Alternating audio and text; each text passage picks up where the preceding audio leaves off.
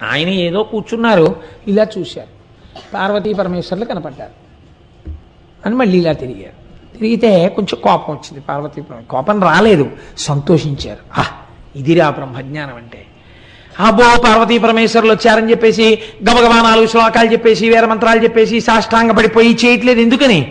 ఇదేగా నాకు అంతటా కనబడుతున్నది, ఇదే ఇక్కడ కనబడుతోంది అంటే అంతటా ఆయనకి పార్వతీ పరమేశ్వరులే కనబడతారు, బ్రహ్మమే కనబడుతుంది.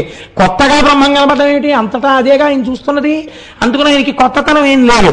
కాబట్టి ఆయన అలా చూసి ఇలా తల తిప్పుకున్నారు.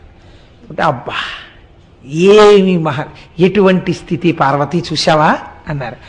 అని ఉత్తినే కోపం తెచ్చిపెట్టుకుని, ఏమయ్యా పార్వతీ పరమేశ్వరులం వచ్చి ఇంతసేపు అయింది నిలబడ్డాం, పలకరించమే, మేము వరం ఇద్దాం అనుకుంటున్నాం, మమ్మల్ని ప్రార్థన చేసి పుచ్చుకోవా అన్నారు.